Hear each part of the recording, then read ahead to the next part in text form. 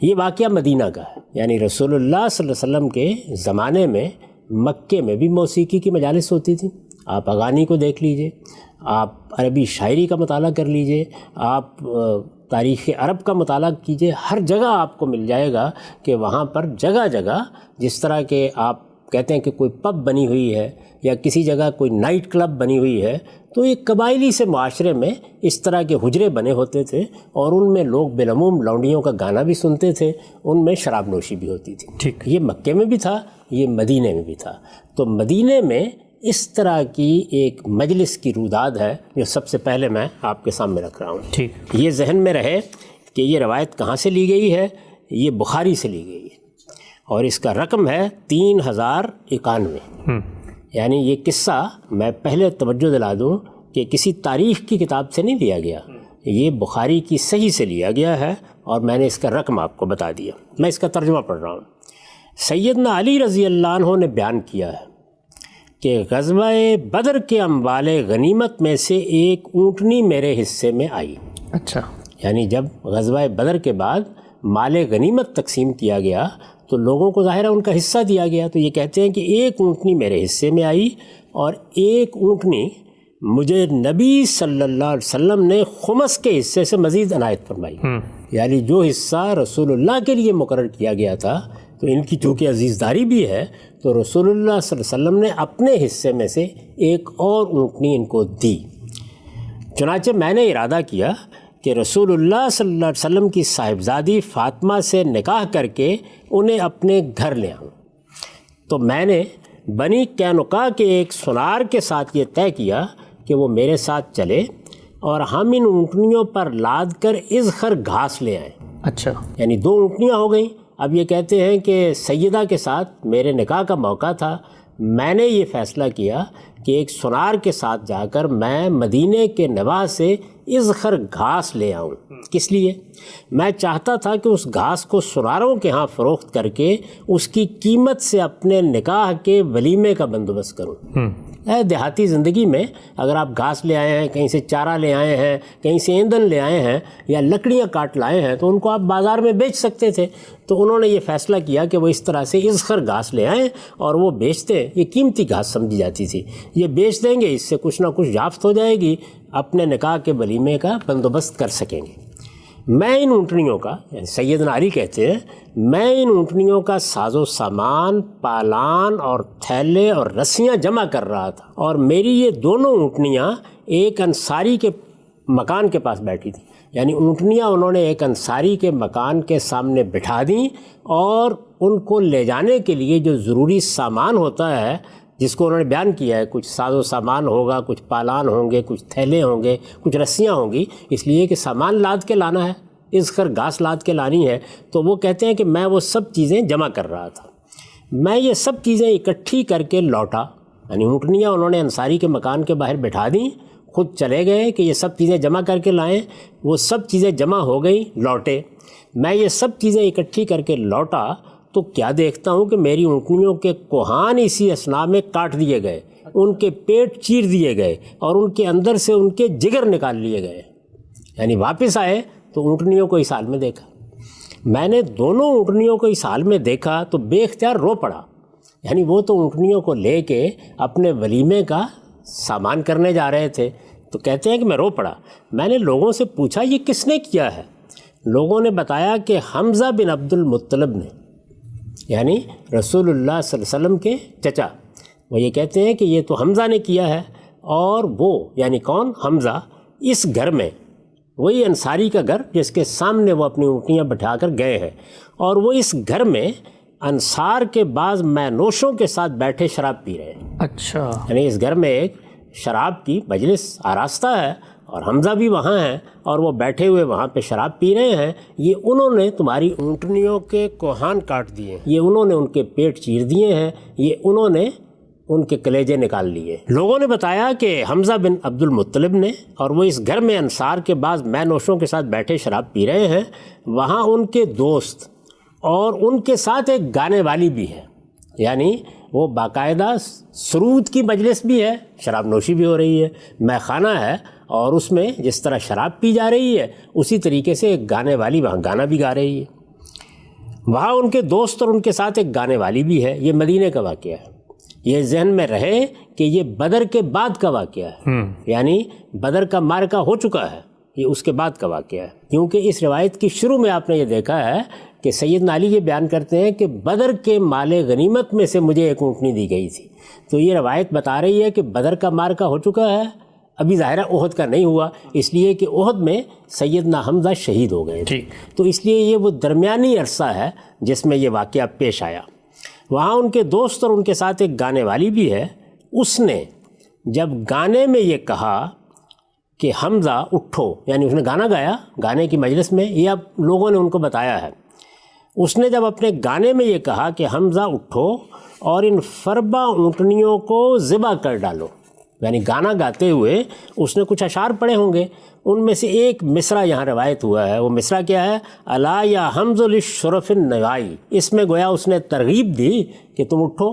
بالعموم اس طرح کے موقعوں کے اوپر گانے والی یہ کہتی ہے کہ اگر میرا گانا سن رہے ہو اور واقعی پسند کر رہے ہو تو ذرا یہ کارنامہ کر کے دکھاؤ. تو اس نے یہ مصرع پڑھا اور ظاہر کچھ اور اشعار بھی پڑھے, اس کے نتیجے میں یہ اٹھے. اس نے جب اپنے گانے میں یہ کہا کہ حمزہ اٹھو اور ان فربا اونٹنیوں کو, یعنی جو باہر بیٹھی ہوئی تھی, اور ان فربا اونٹنیوں کو ذبح کر ڈالو, تو حمزہ یہ سنتے ہی اپنی تلوار کی طرف لپکے اور اس سے دونوں اونٹنیوں کے کوہان کاٹ ڈالے, پیٹ پھاڑ کر ان کے کلیجے نکال لیے. اچھا, یعنی یہ حادثہ ہوا. علی رضی اللہ عنہ کہتے ہیں کہ میں وہاں سے چلا اور سیدھا نبی صلی اللہ علیہ وسلم کی خدمت میں حاضر ہو گیا. آپ کے پاس اس وقت زید بن حارثہ بیٹھے ہوئے تھے. مجھ کو دیکھتے ہی آپ سمجھ گئے کہ میں کسی صدمے سے دوچار ہوں. بڑا حادثہ ہوا تھا, یعنی وہ تو ایک بڑے مقصد کے لیے یہ سب کر رہے تھے. میں کسی صدمے سے دوچار ہوا ہوں. چنانچہ آپ نے پوچھا, یعنی رسول اللہ صلی اللہ علیہ وسلم نے پوچھا, کیا بات ہے؟ میں نے عرض کیا, یا رسول اللہ, میں نے جیسا برا دن آج دیکھا ہے کبھی نہیں دیکھا. حمزہ نے میری دونوں اونٹنیوں پر دست درازی کی, ان کے کوہان کاٹے اور پیٹ چاک کر دیے ہیں, اور وہ یہاں اپنے دوستوں کے ساتھ ایک گھر میں مے نوشی کی مجلس لگائے بیٹھے ہیں. یہ میں نے, سیدنا علی کہتے ہیں, رسول اللہ صلی اللہ علیہ وسلم کو جا کر بتایا. نبی صلی اللہ علیہ وسلم نے یہ سن کر اپنی چادر منگوائی, اسے پہنا اور چل پڑے. چادر سے مراد ہے یعنی جو چادر اوپر اوڑھی جاتی ہے. نبی صلی اللہ علیہ وسلم کی معاشرت میں یہ عام طریقہ تھا کہ شرفاء اس طرح چادر لے کر جاتے تھے. نبی صلی اللہ علیہ وسلم نے یہ سن کر اپنی چادر منگوائی, اسے پہنا اور چل پڑے. میں اور زید بن حارثہ جو وہاں بیٹھے ہوئے تھے, میں اور زید بن حارثہ بھی آپ کے پیچھے آپ کے ساتھ چلے, یہاں تک کہ آپ اس گھر تک جا پہنچے جہاں حمزہ تھے. آپ نے اندر داخل ہونے کی اجازت چاہی, لوگوں نے اجازت دی, آپ داخل ہوئے تو کیا دیکھتے ہیں کہ وہ سب مے نوشی میں مشغول ہیں, یعنی وہاں وہ مجلس اسی طرح جاری ہے, شراب پی جا رہی ہے. حمزہ نے جو کچھ کیا تھا, رسول اللہ صلی اللہ علیہ وسلم انہیں اس پر ملامت کرنے لگے. ظاہر ہے کہ یہ ایک بڑا حادثہ تھا, یہ نہیں ہونا چاہیے تھا, تو رسول اللہ صلی اللہ علیہ وسلم ملامت کرنے لگے. مگر حمزہ کا معاملہ یہ تھا کہ ان کی آنکھیں سرخ تھیں اور وہ نشے میں دھت ہو چکے تھے. اچھا, انہوں نے رسول اللہ صلی اللہ علیہ وسلم کو دیکھا, پھر نظر اٹھائی اور آپ کو گھٹنوں تک دیکھا, پھر نظر اٹھائی اور آپ کو ناف تک دیکھا, پھر نظر اٹھائی اور آپ کے چہرے کو دیکھا. پھر کہنے لگے, تم سب تو میرے باپ کے غلام ہی ہو. اچھا, یعنی نشے کی صورت یہ تھی. ان کو کچھ احساس نہیں ہوا کہ رسول اللہ صلی اللہ علیہ وسلم آئے ہیں, کچھ خیال نہیں ہوا کہ رسول اللہ صلی اللہ علیہ وسلم کوئی ملامت فرما رہے ہیں. اس طرح کی مدہوشی کی کیفیت تھی. رسول اللہ صلی اللہ علیہ وسلم نے یہ دیکھ کر محسوس کر لیا کہ وہ سخت نشے میں ہے. چنانچہ آپ فوراً پلٹے اور وہاں سے نکلے. چنانچہ ہم بھی آپ کے ساتھ باہر آ گئے. یہ واقعہ ہے. اس میں دیکھ لیجئے کہ شراب نوشی بھی تھی اور گانا گانے والی بھی موجود تھی. اس نے گانا گایا, اس گانے ہی میں اس نے یہ کہا کہ حمزہ اٹھو اور ان اونٹنیوں کے کوہان کاٹ دو. اب اس میں دو کام ہوئے نا جو اس کا باعث بنے, ایک نشہ باعث بنا, ایک لونڈی کا گانا باعث بنا. قرآن مجید نے کس چیز کے بارے میں جواب دیا؟ آپ قرآن مجید کو دیکھ چکے ہیں نا, قرآن مجید شروع سے آخر تک پڑھ جائیے. اس نے شراب نوشی کے بارے میں تو یہ کیا کہ اس کی ممانعت کا بھی اعلان کیا, لوگوں کو اس سے روکا بھی. پہلے یہ کہا کہ نماز نشے کی حالت میں نہیں پڑھنی ہے, اس کے بعد یہ بتا دیا کہ رجسم من عمل الشیطان, علی الاطلاق حرمت, علی الاطلاق بتا دیا. یعنی کوئی چیز جب اصلاً ممنوع قرار دی جاتی ہے تو یہ طریقہ. اب یہ واقعہ ہوا, ایک بڑا واقعہ ہوا, بڑا حادثہ ہوا. یہ کوئی مکے کی ابتدائی زندگی میں نہیں ہوا، یہ مدینے میں ہوا ہے، یہ جنگ بدر کے بعد ہوا ہے۔ لیکن یہ کیسی تعجب کی بات ہے کہ قرآن مجید اس کے باوجود اس پر کوئی تبصرہ نہیں کرتا۔ بہت اہم نقطہ، کوئی تبصرہ نہیں کرتا۔ کیوں نہیں کرتا؟ اس لیے کہ یہ اصلاً کوئی ممنوع چیز نہیں ہے۔ اگر کسی موقع پر اس کا غلط استعمال ہوا ہے تو وہاں لوگوں کو توجہ دلانی۔ شراب اصلاً ممنوع ہے، شراب اصلاً ممنوع ہے، یعنی یہ فرق سمجھانا مقصود تھا کہ یہ خیال نہیں کرنا چاہیے کہ قرآن مجید میں اس لیے زیر بحث نہیں آیا ہوگا کہ اس زمانے میں کچھ ہوتا ہی نہیں ہوگا۔ یہ سب کچھ ہوتا تھا۔ اگر موقع ہوتا تو میں آپ کو بتاتا کہ اغانی نے اس کی کیا کیا تفصیلات بیان کی ہیں، عربی ادب میں اس کے کیا شواہد ملتے ہیں، یہ کس طرح کے گانے تھے، کس طرح کے مزامیر تھے، کس طرح کے آلات موسیقی ہوتے تھے جن کے ساتھ یہ مجالس منعقد ہوتی تھی، ان سب کا ذکر موجود ہے۔ اس سب کے باوصف یہ مجلس مدینے میں ہے، اس میں سیدنا حمزہ ہیں جن سے یہ واقعہ ہوا ہے، سیدنا علی ہیں جن کے ساتھ یہ ہوا ہے، رسالت مآب صلی اللہ علیہ وسلم اس مجلس میں گئے ہیں، آپ یہ بھی نہیں کہہ سکتے کہ معلوم نہیں ہوا۔